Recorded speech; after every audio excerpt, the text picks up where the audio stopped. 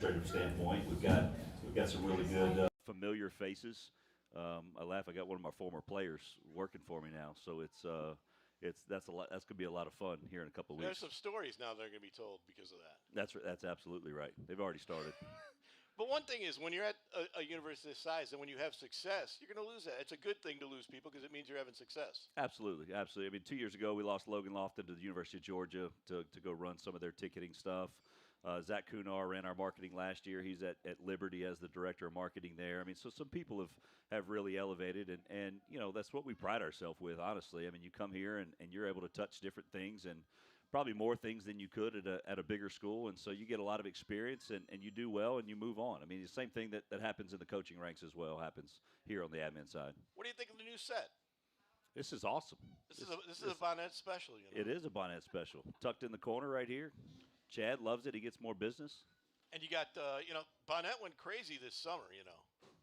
We got PokeVision. We got, what is it, the Poke games where he has promoted or previewed every spot on the position on the lines. Every position. Right down to the last lineman. That's right. They're all out there. Yep. He's evolving. I mean, what's the old, like, you can't teach an old dog new tricks? Well, he's got some new tricks. Well, he's trying them anyway. So you're not going to roast each swear in a week, right? I'm not. No, I'm going to stay away from that. The right-hand man does not need to roast his boss. Well, I think he should, though. If ever a man needs to be roasted, it's him. So, okay, let's get into this year because you guys have done a lot of changes. Obviously, new head football coach and that. The buzz around town is pretty good. Sure, yeah, absolutely. Also, ticket sales are very good compared to last year. What's been the overall kind of vibe of the administration, and what's the feeling going into the year? I mean, obviously, there's a lot of excitement around Coach V, but I think it's not even just Coach V. I think there's a lot of familiar faces in general. I mean, if you look at the football staff, I mean, half those guys were playing football when I played baseball here. I mean, there's a lot of familiarity, and again, we've got former players of mine that are working on staff. So there's a lot of familiarity. I think again that there's just people that love Lake Charles, love McNeese. And not that that's a prerequisite at places like this, but it sure does help that people really have a passion for this place, and I think we have a lot of those people. One of the things that is different, though, is with all these changes, there's kind of this back to the future kind of mentality because Viator's coming back after 9 years, but he's come back. He's a completely different coach. He's talked about it and that. It's not going to be the same old Matt Viator. This is going to be a completely new coach because of what he's learned the last 9 years. That's right. That's right. Yeah, and we actually, I mean, from my ops world back in the day, I mean, we were even talking through just game day logistics and pregame meal and all those things. And he's picked up a ton of stuff from Napier and DeZormo there at UL and has implemented here. And he said, I've never done it as a head coach, but I love it. And you don't go there. You stop one L short. I'm sorry. USL. USL, excuse me. He picked some things up at USL. There you go. They love you again. They love me again, yeah. This is a tough crowd on that. They want that extra L. I know. They need the S, USL. PJ did that the first time McNeese beat UL. He did a big post saying, hey, we got your other L right here, right? So one of the things that we talk about, though, is the overall change in 5 years. But more importantly, the press box, the facilities. People overlook the press box as one thing that we can see, but this year you get a 1.2, 1.5 something weight room, a nutrition center. How big has that gone over? Because that is a huge recruiting tool. It's a huge recruiting tool, but even from a development perspective, like if you've all the math members that enjoyed that tent, it turned it into a weight room. I mean, we kind of not really joked, but like softball enjoys working out in the morning. Well, you go in at 6 o'clock to work out 6 a.m. in the middle of January, and the bars are frozen. I mean, so there was some challenges with that from a development standpoint for all of our coaches. So, that new thing that they've moved into this summer has been phenomenal. Obviously, the nutrition area is a huge component to it. I mean, they have now the capability to – I mean, they were doing blueberry pancakes in there the other day and flipping them out before practice. I mean, they just have the ability to provide a nutrition program that was missing here for a little while. I think you're being kind with saying the softball team. The players, I'm not sure they like the 6 a.m. startup time for working out, but the coach does. The coach does. That's all that matters. But he loves getting out there early. But that's the sale of tickets, but also I wrote a week and a half ago or 2 weeks ago that the press box really isn't a press box. It's more of a statement of where McNeese wants to go. Yep. And it's also a sales pitch for the program in general because Yep. it is optically the first thing you're going to see now on campus, on that side of campus. But more importantly, there's a lot of revenue coming in from there. Absolutely. Yeah. I mean, which we talked about. I mean, shoot, we have 26 suites. We sold 22 this year.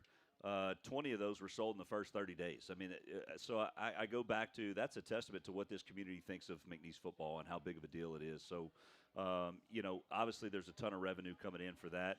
And yeah, from a game perspective, or from a fan perspective, those things are nicer than most places that haven't built in the last 15 years. But operationally and logistically, yes. I mean, we designed it and built it and wired it.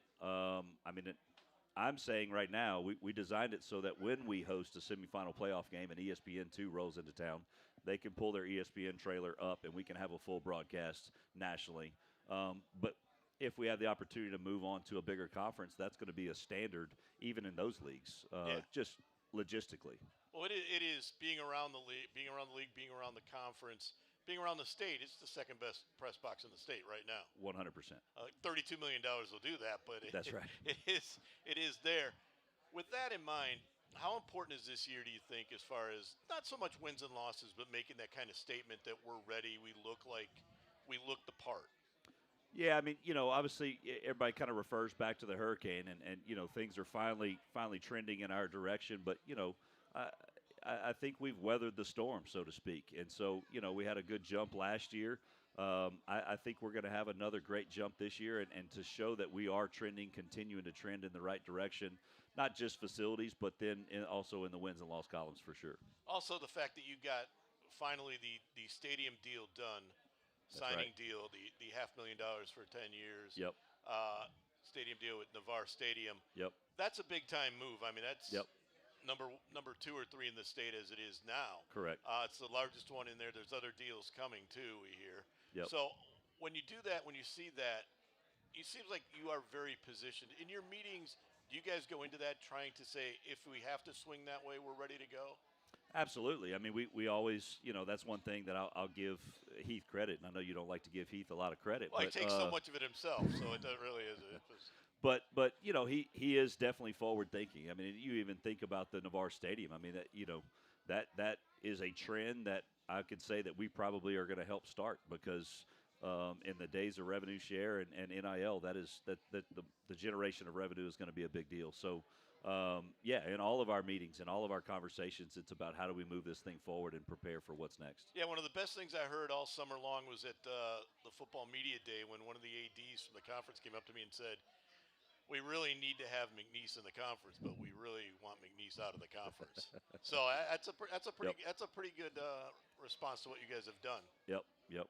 So what are people going to see the first football game that's different? I mean, the lights. You got a new band of lights above it, but what are they going to see as far as that goes? And how much of an advantage can you take as kind of an entertainment value?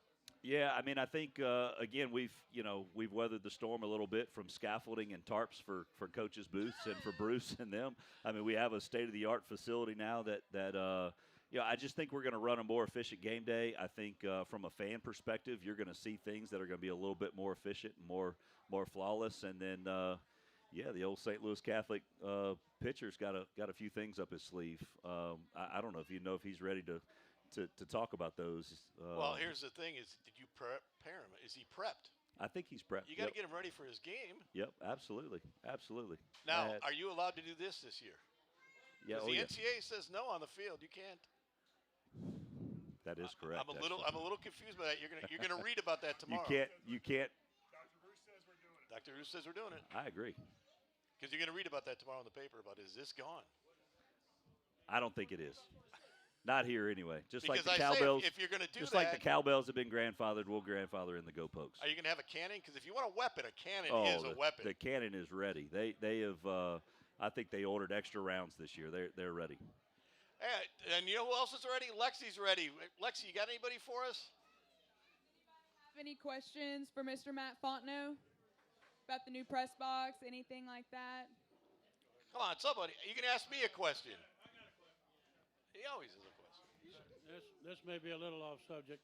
Last year, we got to the second round in the basketball men's tournament. That's a little off subject, yeah. Yeah, that's a little off subject, but really not, because it brought in extra revenue. How much extra revenue did that second game allow the conference and McNeese specifically to have? Sure. So kind of the way that's broke down. So you the first round game, the conference automatically gets that round because it's an automatic bid, right? So that unit is $1 million. That gets divvied up between all the teams in the league because it's an automatic bid.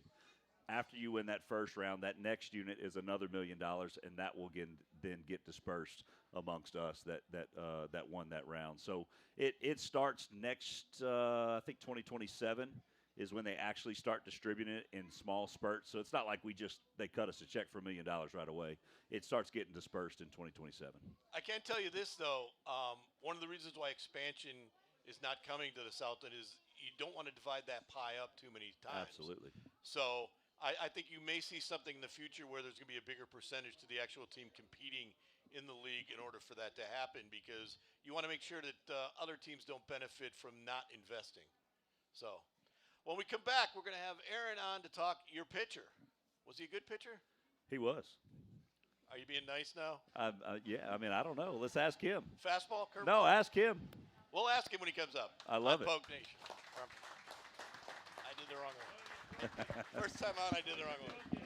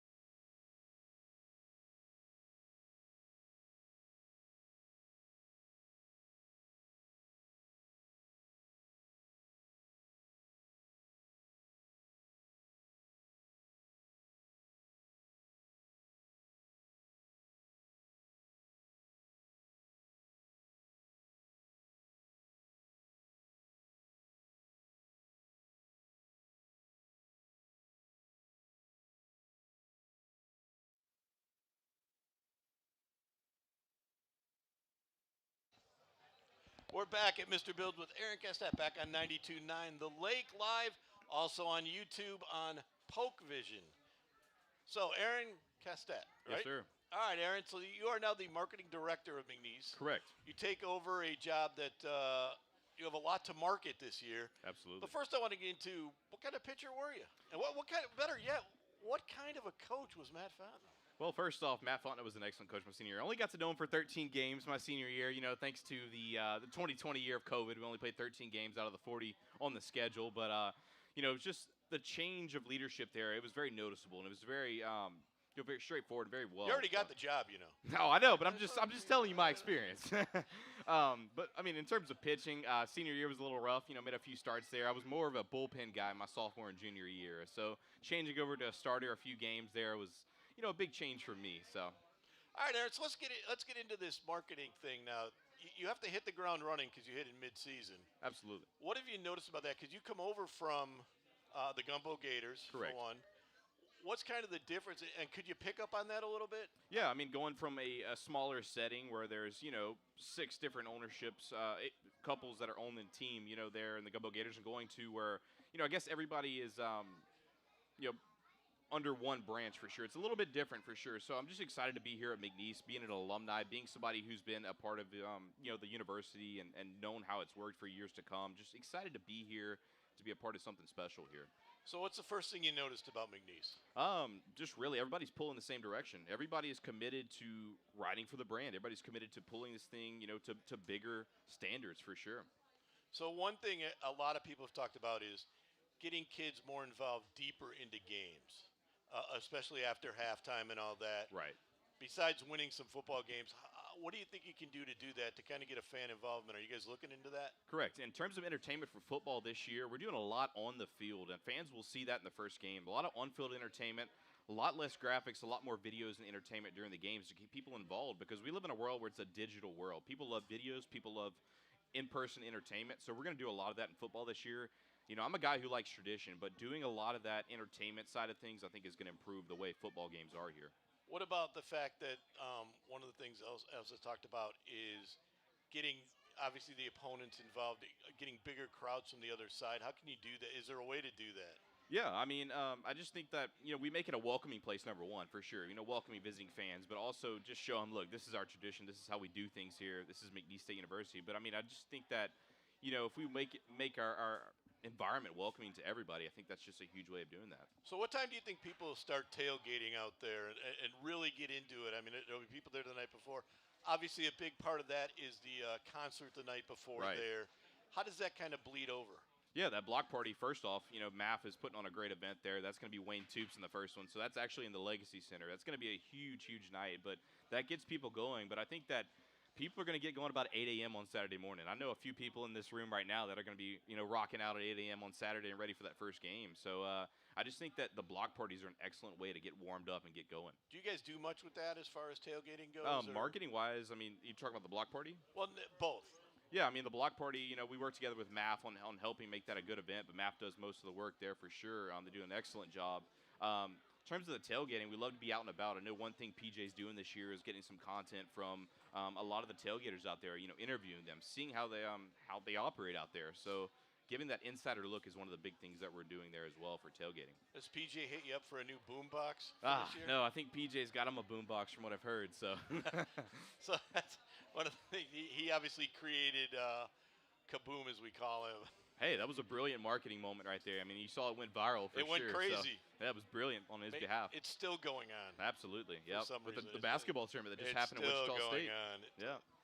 I hope he gets revenue from that. No doubt. He needs some revenue from that. So this year, some of the new stuff that's going on, obviously, but how much can you play off some of the newness of the stadium in general? Yeah. And the bringing back of Matt Viator. Right. I mean, just the freshness of the stadium adds such a new feel to Cowboy Stadium. You know, growing up, seeing the old press box there, and now seeing this new, it doesn't even feel like McNeese, if I'm being honest with you. It feels like a whole new era, which is amazing to me. There's a fresh breath of air going around. But I just feel like, you know, using the press box to our advantage, using this new fresh breath of air with Matt Viator, I think this is just such a good time to be a Cowboy. And in terms of the marketing strategies we're using, such as different theme nights and all that, I think that it's going to bring old fans back home, people who haven't been to McNeese football, you know, in a while, back home to our program. What have you heard from people so far? I just feel like, you know, there's so much excitement. It's a lot of positivity, if I'm being straightforward with it. So okay, let's get into the first night now. We finally get to the game night. We kick off. You have the rider, obviously. You have the cannons and that. How much special do you want to make for the first-time viewer? You're going to have a lot of new people that are coming for the first time. Yeah, I just think like the little things like the on-field entertainment, like I mentioned, I think that's going to be huge. But it's also the Hall of Fame game. So a lot of McNeese legends are going to be there. Erica Piancastelli and so many others. You're going to be there and be honored at halftime. So it's just a special night. And I can't really talk about it yet, but there's a potential special announcement that's coming in the next few days about something during the game as well. So just stay tuned for that. Is that the naming of the press box lifter?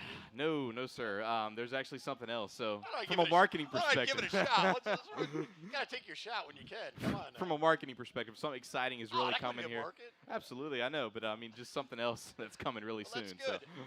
There's been a lot of talk about obviously basketball. Yep. But football kind of is the ticket here. Mm-hmm. How much have you heard from people saying, we want to just bring back the old kind of established way in the whole, but with some fresh stuff? I've heard that around the board, across the board, honestly, and that's why I'm trying to change things up the script, change the layout of how Cowboy football looks. So, you know, on game days, you know, just the way the script looks, just the way the on-field entertainment is, doing the little things to make improvements that fans can notice, but it also keeps people engaged. I think we live in a world where people are so consumed with the digital side of things, and just keeping them involved is the biggest thing I want to do. I want to get into that. Is there something you can do digitally on a little bit more. Is that what you guys are expecting Correct. to do? One of the cool things we're doing in football this year, I love to mention it now, is actually the sideline soundtrack. So people in the first quarter will be able to vote on a song they want heard in the third quarter of the game. So they get to play the DJ at the end of the day during the football game. So it's something that's engaging, it's digital, it's modern compared to what's been done in the past. So you're not going to play like Dean Martin for me, are you? Yeah, I'll play a little boozy for you, actually. So I like Dean Martin. Everybody gives me a hard time about that. This whole thing for you and being in your first year, what did you learn from the Gumbo Gators? Because you guys did a lot of things on field. Correct. I mean, minor league baseball was filled with on field. Summer baseball was filled with a lot of field.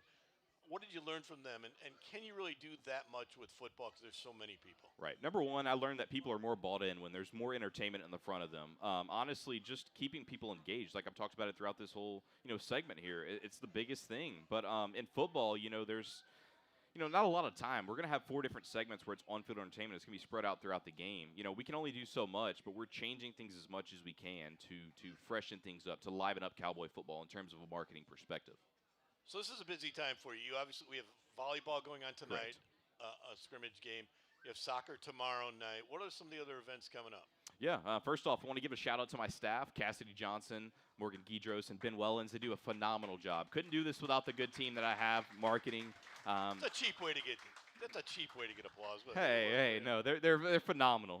Couldn't do it without them. But yes, block party's coming up next Friday. Wayne Toops, like I said, that's a huge one. Football, soccer tomorrow night, though. They play Southern, so that's a big game right there. Expecting a nice crowd for back-to-school night. First, kids while supplies last get a coloring book as well, so you can't beat that if you're a kid. So a lot of adults do coloring books now. Right. I saved one for you, though, so don't worry. I love it. Will you be going to some of the frats and that to try to get more involvement from students? Because one of the things, especially basketball-wise, that is been getting frats available, making sure they come, getting kids back on campus after they leave. Absolutely. I think that's a huge goal of ours for student involvement. But number one of the biggest things looking for basketball is doing the dollar beer night again. When I was a student here a couple years ago, the dollar beer night was huge. So if we can bring that back, I think that's going to add to the student environment. But as a whole for marketing, my goal. Dollar beer night? Right. As a whole for marketing, my goal is that's been a big hit in a lot of places and not gone over so well, too. My main goal for marketing is for us to be more involved with the community. The community means so much to us. Without the fans, without the people that are behind us, we're not here. They're such a big part in what we do. So my goal is to get back to the community, to do more in the community, and to thank these wonderful people that are here at Mr. Bill's and throughout all of Southwest Louisiana for all they do. We talked about the digital. How much digital marketing are you doing outside of games and that leading up to games? How much are you getting out to fans? How much are you taking to them? I mean, how much is that? How much are you playing because that's the game now. Right. I mean, working hand in hand with PJ and what he does and my whole staff, we're all on board now in terms of consistency. You look at our social media platforms, and it's better than ever right now. We're just making sure to put our promotional schedule out there, for football, for volleyball. Promotional schedules are a huge thing that we're promoting right now, creating those Facebook events and just doing everything we can to make sure when people open up Facebook, bam, first thing they see, McNeese Athletics, McNeese football, whatever sport it may be. That's our goal at the end of the day, to be more visible on social media. You're going to have a promotional for every game, right? Correct. Football this year. So first game's Hall of Fame game. Then we have the Salute to Service. So there's going to be static vehicles with the military, with police there. And then we go on to Rowdy and Friends Night. So there's going to be a bunch of mascots there throughout the year. Just every game has its own unique promotion. So Rowdy and Friends? Rowdy and Friends Night. Yeah, we're actually bringing back the Victory Day participants for that day. Can you get Rowdy some guns? He used to have the cap guns in his pockets. I know, we don't have that anymore. And the NCAA has taken away the guns from players, so let's give it back to the mascot. I guess I'll have to go to Dollar General and get some more of those little cap guns out there. We need some weapons on the field at some point in time. That's all I'm going to say. We need some weapons on the field. Got the cannon still, I mean. you got the frightening cannon. Right. Me and the cannon don't get along. Come on. The first time the cannon went off, it went off right at my head, and I was scared to death. Hey, I remember growing up, the decibel levels were way louder when it was in that south end zone over there by the scoreboard. So. Well, the one thing about the last couple of years, there haven't been that many cannons going off during the game. So right. You got to get more cannons going off during the game. For you personally, though, what kind of a change is this? It's a blessing, honestly, at the end of the day, for me to be able to be here, be at the alumni, be at the school that I've loved all my life, to be able to see how it works and see a different lens of things. So, getting adjusted to things. We have such a wonderful staff here. Just getting adjusted to it, though, it's been a great process for sure, and I'm looking forward to making a huge impact with the athletic department here. All right, now we're going to go to Lexi. Somebody might have a question for you now. Lexi, go ahead. hard-hitting question for you from Miss Charlotte over here. What you asking? What kind of fun stuff at the game? Well, there's going to be some fun jumps at football this year, of course, like always. That's awesome. There's snow cones, food trucks. I mean, the full nine. So you're going to have a blast out there. All the families, that's what we're trying to do, make it more accommodating for all families. Hey, Aaron.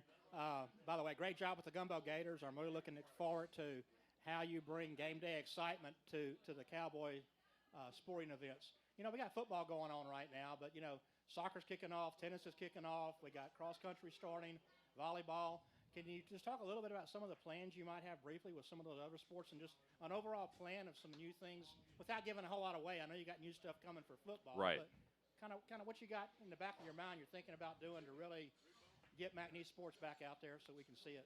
Right. With soccer right now, got to compliment Morgan Guidros, who's done a great job with the marketing plan there. Like tomorrow's back to school night. We have several different promotions. Every game has a promotion in soccer this year. Every game in volleyball has a promotion. So finding ways, you know, that we can keep people engaged in terms of giveaways. There could be Taco Tuesday. Just the little things go such a long way. And being a McNeese fan, but former student, I know how it works. There has to be all these different engaging nights. And I'm going to bring that to all of McNeese athletics for sure. And I'm confident that my team will be able to execute on that for sure. Great. Thank you. Taco Tuesday. Yeah. I could do that. Oh, yeah. It's good stuff. Rosita's, actually. There you go. When we come back, Matt Viator will be our guest. I want to thank Mr. Bills and 92.9. This is PokeCast. Thanks, Aaron.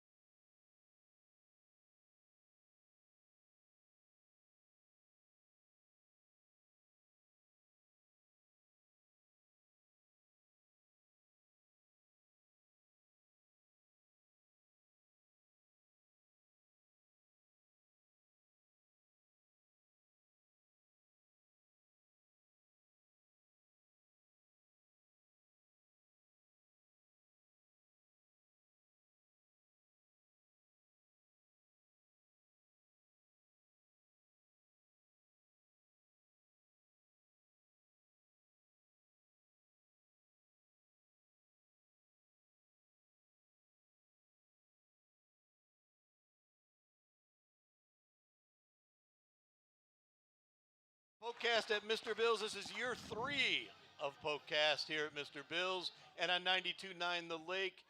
Matt Viator returns after 9 years off. We give you a new set for everything. We do everything 11 and up for you, Coach. How you doing? That. Thank you. Great.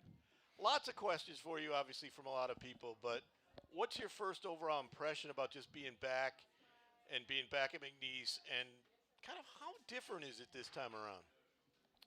Well, number one, I'm excited to be back, obviously, and but I mean it's different in terms of who you're working with. Obviously, the players are different staff, but you know some things are similar. You know, we're fighting and lightning delays every day and stuff, so that hasn't changed again today. But I'm joking, but I'm picking on AI because I think I set a record. Got off the field, took a shower, got to my car, and got here. I set a record. See, Aaron didn't even. See how he came? Well, that's, yeah. He just walked off the field and came, but He's not at least tried to clean up a little bit. But no, I mean it's been really good, Jim, and give the players a lot of credit because I think they've really worked hard and are trying to buy in what we're trying to do and stuff. So that's been fun. Yeah, and this is why you need an indoor facility. I didn't say that, but I do all the time to him. I do okay. all the time I appreciate to him. it. That's one thing for sure. I always give him a hard time about that. So if it was basketball, I always tell him he'd have it done. That's how I get on him. But, okay, so you're a different coach from 9 years ago. So a lot of people have said, what's going to be like? You're not the same coach of 9 years ago. The game isn't the same anymore. What have you learned in those 9 years and think you can bring this time? I think that, you know, having the opportunity to go to Lafayette, I think really helped me. I think Billy Napier is a really good coach, and I had an opportunity to, you know, he's very, very Nick Saban, Dabo Sweeney influence. So I thought that was really, really good. And I said that when I think the first press conference we had. I think that if I could turn the clock back, one of the mistakes I made, when you become a head coach, it's hard to leave. It's just, you don't just pick up and go somewhere and stuff. It's hard to leave. And, I was 15, 16 years, and not necessarily getting out and really learning, like, what's everything out there, reading and stuff. But so I thought it was good for me, I think, to kind of step back a little bit and maybe learn how to do it another way. And, heck, I feel 10 times better than I did since the last time I was a head coach. So maybe that's better. A lot of things have changed here since then. Yeah. What's impressed you about it, and what have you seen as a difference as far as the investment from the school? Yeah, well, I think the biggest difference, obviously, is the facilities. I think have improved, which is really good. I mean, anybody that's going to get opportunity to go to the press box it's phenomenal. I mean, they did a fantastic job on that. We're in a new weight room, but all across the campus in terms of our athletic facilities have definitely improved. I think the other thing that's certainly for the betterment for me as head football coach is, how we do the budgets and how we do in fundraising, and it's kind of more streamlined now and a little bit better idea of what we're supposed to be doing in that aspect and stuff. So I've enjoyed that aspect of it as well. I think that was refreshing for me we're obviously still, every coach is still going to be involved in fundraising to a certain extent, but at least you know what you're out there doing and, what you're trying to do it for. And so that's been different and it's been welcome for me. One of the things that people ask me about is your coaching staff. You brought a lot of people in new that you've had before and have been around you before, but you kept a lot of people. How is that kind of meshed, and have you been happy with kind of how it's come together? Very happy. I'm really impressed with Coach Peck, but I knew him. It's not like I knew of him for sure, and I always thought he did a good job. When I was a head coach at Louisiana Monroe, he was a defensive coordinator at Southern Miss, and we had 2 really good games. We lost. They beat us in a close game in Monroe, and then we turned around the next year and beat them in a close game in Hattiesburg, but they were really good on defense. Lance Guidry knew him, Jeff Nord knew him, Matt Kubik knew him, so it's not like I was coming in here and meeting a total stranger. So I think he's, I've enjoyed working with him. I think Thomas Reese is superb in terms of special teams and what he's done with us and stuff. So I'm glad to have that. I've never really had the position in anybody that does what Aaron does stuff. So, when I got here, I told him, look, man, you got the job because I don't know anybody else that does that. Because I've never had that position, so it's not like, I'm out looking for people because I never had anybody in like a chief of staff role that's able to do some things for you and stuff. So that's been really good. But everybody else is came in. Most people are familiar with McNeese. Either they played here. Matt Good used to coach here. Chris Gistar was with us at Lafayette. Then he was at Northwestern State. He understands the Southland. So it's not like we brought in somebody totally new to this, and I've always said that. I mean, you don't have to have played or coached at McNeese to come back here, but I would like for you to have some regional familiarity in recruiting, and I'd like for you to have an appreciation of what we have here. And so that's been my criteria in terms of hiring people, and certainly if somebody played here and they have a little bit more invested in here, I think that served us well in the past with the guys we've had. But when you talk about the guys I had the first time, the Manny Michels and the Chris Hamptons and people, Rob Sales that came in there, they had appreciation for McNeese, and certainly they had I'm always looking for an edge in recruiting. Mm-hmm. So if you can bring a certain part of the state or a certain part of Texas to us. A region for you. Absolutely. That's always been intriguing to me and stuff. So I think we have a good staff, and I'm excited about them. One thing I want to say is you have 78 wins. You're tied for the most wins in school history. You'll break the record this year at some point, probably the first week. But I wanted to ask you about Bobby Kiesler and Coach Kiesler and kind of what that meant and how he kind of established this kind of run you ended on and what that kind of means sharing it with him. Yeah, I think I told either you or Rick, I did an interview on that, and I was asked a question. Number one, I really didn't, to be honest with you. I mean, that never entered into my thoughts. In coming back, number two, I think everybody coaches in a different era, and everybody has their own challenges, and the challenges are different in each era. All I know is when I was a high school coach, at the time, I thought McNeese I would come watch practice, and to be honest with you, I would go watch some other people practice because I thought they were doing it better than McNeese. And Coach Kieser came in, brought Kirby Brookhouse and Tommy Tate, Mike Santiago, and all those guys, and totally changed, in my opinion, the whole way McNeese football. And that staff with Coach Keister and those guys, they set the standard for the rest of us. So after that, when Coach Brookhouse took over, Coach Tate and Matt Viator, Lance Guidry, hey, that's the standard. So I hold Coach Keister and look, now the previous coaches, Coach Dupachan was before me.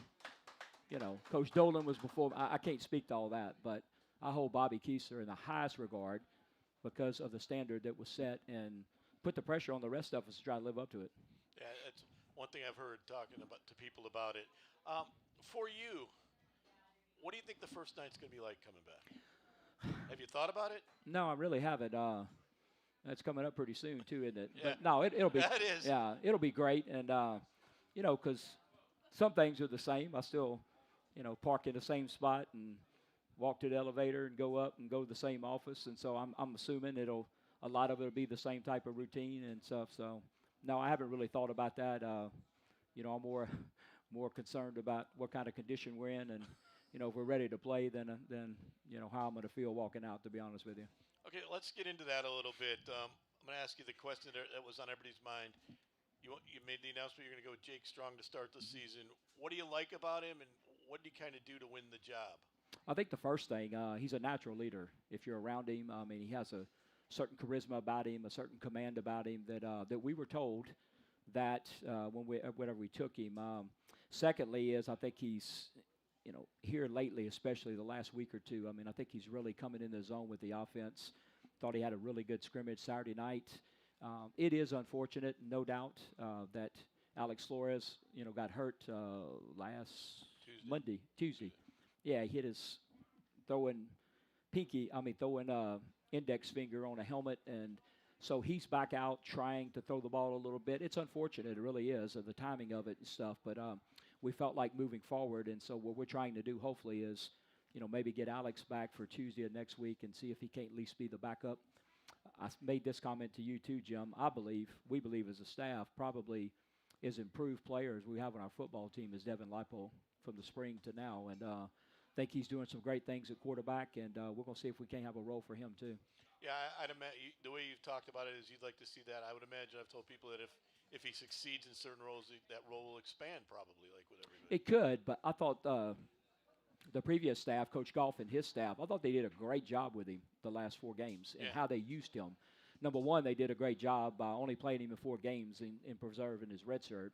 But how they used him, he's 240 pounds and he's about 6'3", and they used him in the short yardage and the goal line type stuff. So we're going to have a package for him as well and we're hopefully he's as successful as he was last year in the last 4 games. I don't think he got stopped one time. Well, I know his first play, he ran somebody over at the goal line, so he made an impression right off the bat. Yeah. This football team, a lot of changes, but you kept a lot of kids. Mm-hmm. The one interesting thing is when a new coach comes in, a lot of times they'll clean house. You basically said, you guys are here, you're McNeese players. If you want to stay, you gave them the opportunity to stay. Well, number one, we talked about this, Jim. You can't do that in football. There's too many players and too many to walk in there and think you can start over with a whole new team. So, but I wanted to give them an opportunity. My past experiences and stuff, and most of the kids are going to do what you ask them to do and stuff. So I wanted to give everybody an opportunity to stay and then go from there. After this year, and I'm glad that most of them did stay. And hey, look, like I told them, I'm not going to be the same coach as I was 9 years ago, but we're not going to do the same things you guys have been doing either. So, as long as we can agree on that and you want to stay, stay. If not, then go ahead and go, and we'll wish you good luck. And we were fortunate that most of them did stay. A lot of things are – you gave a depth chart out Monday, and I like to tell people – Are you surprised? No, because you said you were going to do it. It's the first time I've ever done that, by the way. Yeah, that was a surprise about it because Matt and I actually talked about that, and I said, I don't recall that happening before. But they're a work in progress always. Sure. But one thing I did notice is you had 4 guys listed as possible starting running backs. That's unusual. Well, no, actually we had 3. And we had R. And to be honest with you, I don't even know how we're going to come about that decision, but we will. But I think that when you look at it, Trevante Citizen, I think, is done really well. Bryce Strong's done really well. Kobe Ham has done really well. Jalen Thompson has done some good stuff too, and we did include him on there. But it's really the top 3 guys right now, and all 3 of them are going to get it early in the game if they're all 3 healthy, and because we think they've all deserved the right to get it early, and that they've done really well. All right, any questions for Lexi? Matt, Dennis. Hey, Coach, I know with the new rule of you being able to, or somebody on the sideline being able to communicate with a player on the field, have y'all practiced that? Have you tried working out any bugs? We actually practiced it this last Saturday at the scrimmage for the first time, and then we're going to practice it again Friday because we're going to do like a mock substitution scrimmage, like with all the scenarios you can go and working from the sideline and doing all that, and it worked out good. So it'll be Coach Bolfing to the quarterback, and then, Coach Peck, we've designated a couple players on the defensive side to do it with. But it seemed to work pretty smooth. And I'm here with Eric from Visit Lake Charles. Hello, Eric. Hey, Coach. How's it going? Great. How are you? Good. Excited about this coming season. What's the biggest difference from next week when you walk out in the Cowboy Stadium as the head coach of a team that you left years ago in a successful situation, and now you're kind of in the rebuilding phase? What's the biggest challenge you see? I think right now, Eric, just for me, not really knowing what we have. I think I know. I love the way the kids are. I love their attitude. I love their effort. Love all that. When all I've seen since I got here is us, and I haven't seen anybody else in the league. The only other team I've seen actually is Lafayette, because I've been associated with that and stuff. So, but I think that's the biggest thing. You're always, I think, when going in, you're quite confident in most of it, because you've seen them play and you've seen them, So I think that's probably the biggest thing that keeps me up at night trying to figure out and I've been accused of it by this guy and everybody else. I'm not evasive about it. Hey, how good are you? I have no idea.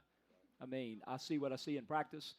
I hope that we're pretty good on both sides of the ball, but, this is where I've been and this is all I've seen. So I think that's will be the biggest difference, that and the fact that we're both 9 years older, Eric, me and you both. So I know exactly. Well, I know you got this entire city behind you, Coach. Go Pokes. Thanks, E. Appreciate it. Hey, I got a question for Eric, though.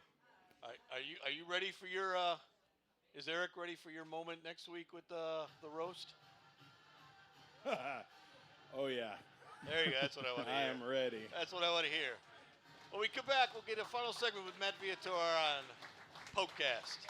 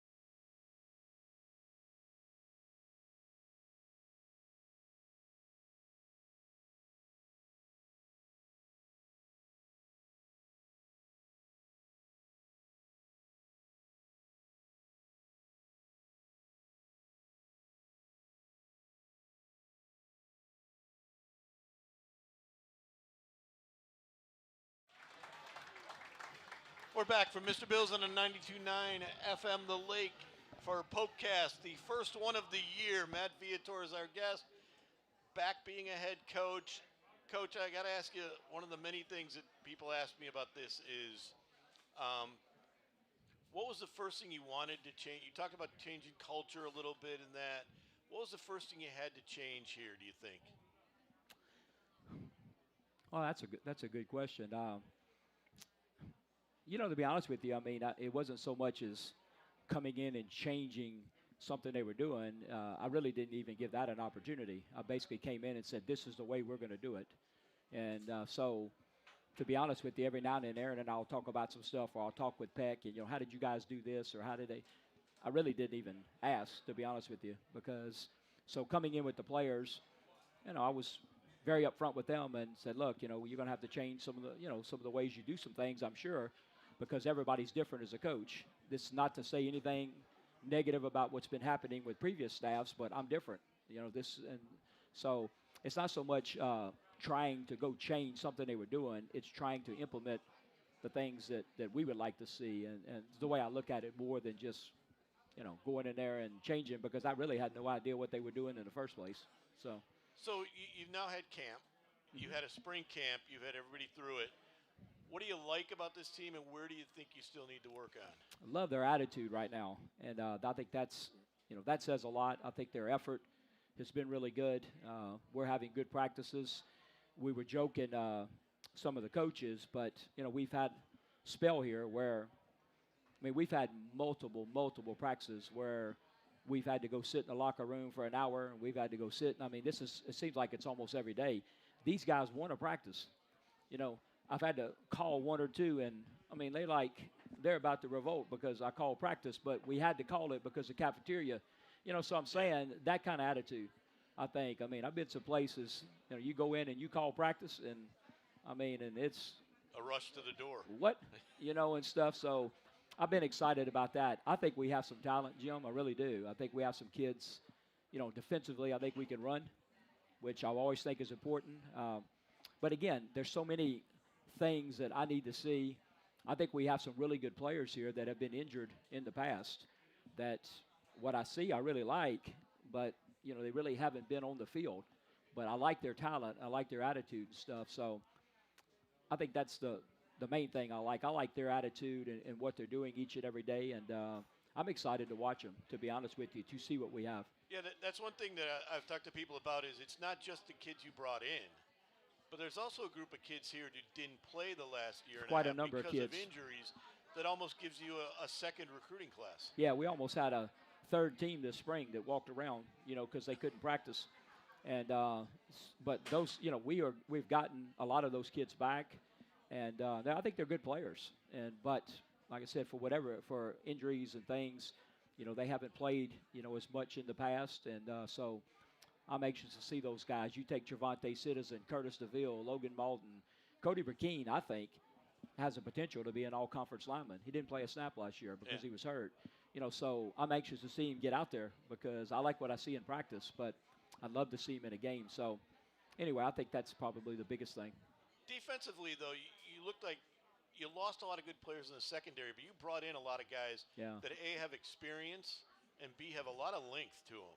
We do have some length, and I agree with that. I think we can run, Jim, and I've been saying that. Yeah, DWA. I think we can run, which I always think is the number one thing on defense. Number two, I've always looked at with good defense is can you play man? If you play man, you can do a whole lot of things.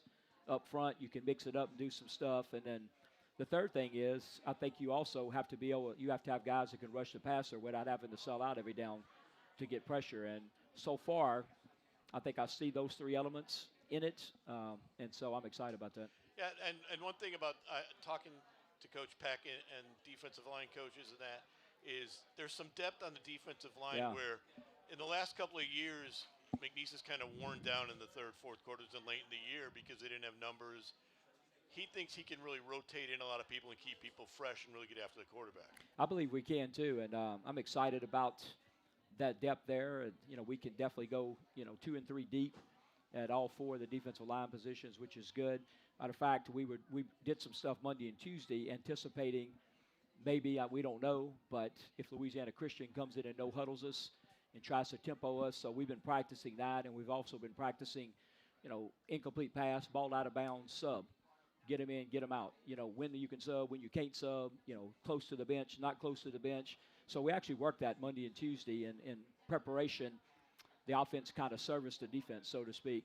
but in preparation for the first game. But we hope to be able to do that, to be able to play multiple people, especially early in the year. I will say this: I was impressed with your Monday practice because you guys got in basically an entire practice in what seemed like 20 minutes when you were trying to beat the rain. No, we didn't get the whole thing in.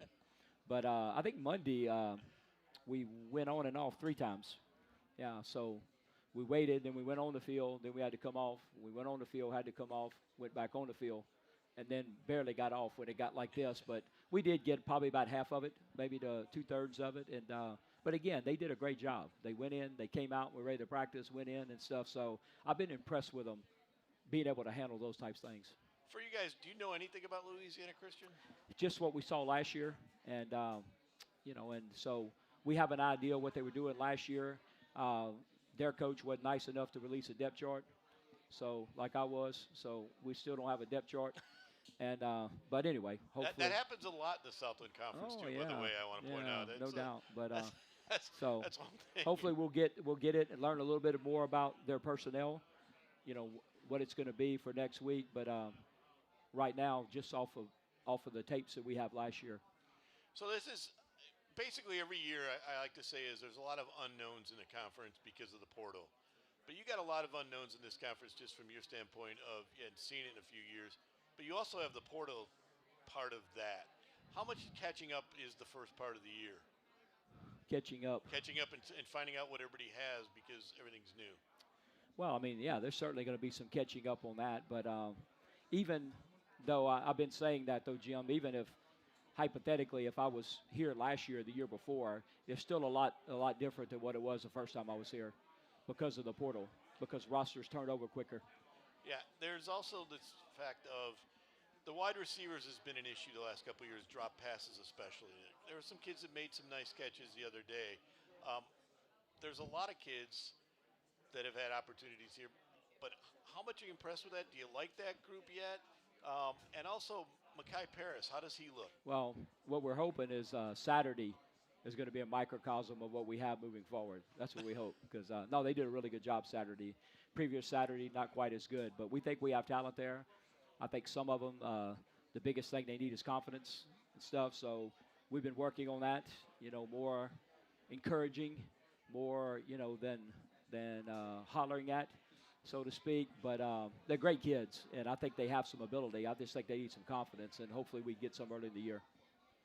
You have a question? Personally have a question for our fans that are here supporting our podcast today. It's not really for you, Mr. Matt. I'm sorry. But everybody that's here tonight, thank y'all for coming to our podcast tonight. How excited are we for Cowboys to start, and how excited are we to have Matt back? Thank you. Let's give it up for him. See, there you go. So one thing about this comeback, I guess, I don't know if it's a comeback for you or not. How do you look at it? As a second wave or a comeback or a new era, or what are you calling it? Back to the future? I'm just calling it, just going back to work and trying to do the best I can. But, you don't go back, in my opinion. So, like I said, when I got here, I'm going to try to do everything I can to move forward. But this is a new group of players, a new group of coaches, and I don't know if it makes sense, but the first thing that came to my mind when I came back, it was the same location, but it's a different place. And to me, it's exactly what it is. Yeah, it's the same location, but it's a different place. It's also a different league. Different league, different group of guys I'm coaching, different coaching staff, different support staff, different administrative staff. I mean, so. Yep, Lexi. So we do have a question for you, Mr. Matt. From the poet. We're here with Lawrence. Hey, Coach V. How you doing? Very important question. Are you going to pull out of storage one of your favorite old visors that you won the hell out of ball games with? Come on, look at me. You know that ain't happening now. That was years ago. I finally gave it up. So what do you think of switching sides? Is this the first game you'll be on this side of the field when you coach? This is going to be the first game. So see, there's new. There's something new for you right there. No, I'm excited. I'm glad somebody else changed it, to be honest with you. Because, when I got here, don't touch it. So I wasn't going to touch it. And but he gets you out of the sun for the first half. I don't even know who changed it. Lance did he? Who did change it? So was that Gilbert? Was that Sterling Gilbert changed the sides? The field. Flipped the side? Yeah. So you might want to thank him. Yeah, I'm glad somebody did. 6 o'clock next Saturday. I'm real happy that somebody changed it. Because I always wondered about that because it was like it's your choice, and it was always the sun is right in your eyes. I never knew it was my choice.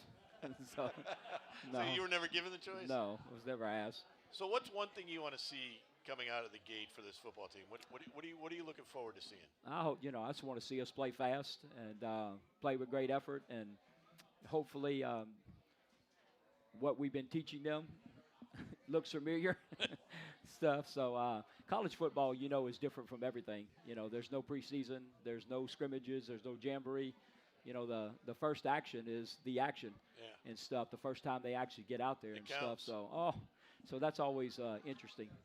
So when you get out there now and that, this is a football team that's had some down years, but the excitement in the town, what does that mean? Because that's excitement for you.